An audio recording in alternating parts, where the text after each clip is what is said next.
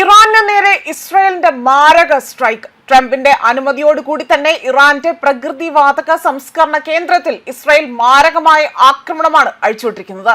ഇതോടുകൂടി തന്നെ യുദ്ധം 20ാം ദിവസത്തിലേക്ക് കടക്കുമ്പോൾ സംഘർഷം മറ്റൊരു തലത്തിലേക്ക് കടക്കുകയാണ്. ഇറാൻ ഭരണകൂടത്തിന്റെ ആ ഒരു ശക്തി ഇല്ലാതാക്കുക എന്ന ലക്ഷ്യത്തോടെയാണ് ഇസ്രായേലും US ഇപ്പോൾ ഓരോ കരുക്കളും നീക്കുന്നത്.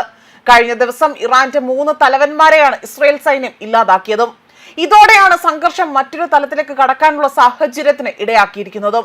ഇറാന്റെ ശേഷി മുഴുവനായി തന്നെ ആക്രമിക്കുക എന്ന ലക്ഷ്യം മാത്രമാണ്, ആ ഒരു സുപ്രധാന ലക്ഷ്യത്തിൽ മാത്രമാണ് ഇപ്പോൾ ഇസ്രായേൽ പ്രവർത്തിക്കുന്നത്. ട്രംപ് ഭരണകൂടത്തിന്റെ അനുമതിക്ക് പിന്നാലെ തന്നെ തെക്കു പടിഞ്ഞാറൻ മേഖലയിലുള്ള ഇറാന്റെ പ്രകൃതിവാതക സംസ്കരണ കേന്ദ്രം വ്യോമസേന ആക്രമിച്ചതായി തന്നെ ഇസ്രായേൽ ഉദ്യോഗസ്ഥരെ ഉദ്ധരിച്ചുകൊണ്ട് അന്താരാഷ്ട്ര മാധ്യമങ്ങളാണ് റിപ്പോർട്ട് ചെയ്തിരിക്കുന്നത്. സൗത്ത് ഫാൻസ് ഗ്യാസ് ഫീൽഡിലെ ഒന്നിലധികം ഇടങ്ങൾ ആക്രമണത്തിൽ തകർന്നതായി തന്നെ ഇവിടെ ഇറാൻ മാധ്യമം റിപ്പോർട്ട് ചെയ്യുകയും ചെയ്തിട്ടുണ്ട്. അതേപോലെ തന്നെ അടിയന്തര ഇടപെടലിനായി തന്നെ ഒരു സംഘത്തെ പ്രദേശത്ത് വിന്യസിപ്പിക്കുന്നു. അതുമാത്രമല്ല, തീ അണയ്ക്കാനുള്ള ആ ഒരു പരിശ്രമത്തിൽ ഇവർ ഏർപ്പെടുന്നതായി തന്നെയാണ് റിപ്പോർട്ടുകൾ സൂചിപ്പിക്കുന്നത്.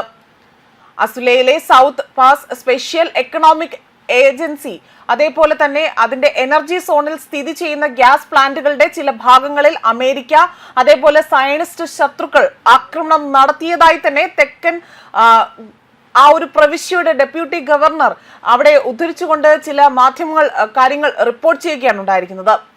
അതേപോലെ തന്നെ സമ്പദ് വ്യവസ്ഥയുടെയും ഊർജ്ജ വിതരണത്തിന്റെയും കേന്ദ്ര ബിന്ദുവായ ഇറാനിലെ പ്രകൃതിവാതക മേഖലയെ ഇസ്രായേൽ ലക്ഷ്യമിടുന്നത് ഇതാദ്യമായിട്ടാണ് എന്നതാണ് മറ്റൊരു കാര്യം. നേരത്തെ തന്നെ ഇറാന്റെ നട്ടെല്ല് എന്ന് വിശേഷിപ്പിച്ച ഖാർഗ് ദ്വീപിലെ സൈനിക കേന്ദ്രങ്ങളെ US ലക്ഷ്യമിടുകയും ചെയ്തിരുന്നു. എന്നാൽ എണ്ണപ്പാടങ്ങളിൽ ആക്രമണം നടത്തിയതായി തന്നെ സ്ഥിരീകരണം ഉണ്ടായിരുന്നില്ല. വേണ്ടി വന്നാൽ എണ്ണപ്പാടങ്ങളെയും ലക്ഷ്യമിടുമെന്നും ഖാർഗ് ആക്രമിച്ച് ആ ഒരു ഘട്ടത്തിൽ പോലും US പ്രസിഡന്റ് ഡൊണാൾഡ് ട്രംപ് പറയുകയും ചെയ്തിരുന്നു. ഇതിന് പിന്നാലെയാണ് ഇപ്പോൾ ഇസ്രായേൽ ട്രംപിന്റെ അനുമതിയോടുകൂടി തന്നെ ഇറാന്റെ പ്രകൃതിവാതക സംസ്കരണ കേന്ദ്രം ലക്ഷ്യമിട്ടിരിക്കുന്നതും. അതേപോലെ തന്നെ ഇറാന്റെ ഇന്റലിജൻസ് മന്ത്രി ഇസ്മയിൽ ഖദീമിനെ അവിടെ വധിച്ചതായി തന്നെ ഇസ്രായേൽ പ്രതിരോധ മന്ത്രി ഇസ്രായേൽ കാറ്റ്സ് കഴിഞ്ഞ ദിവസം അറിയിച്ചിരുന്നു.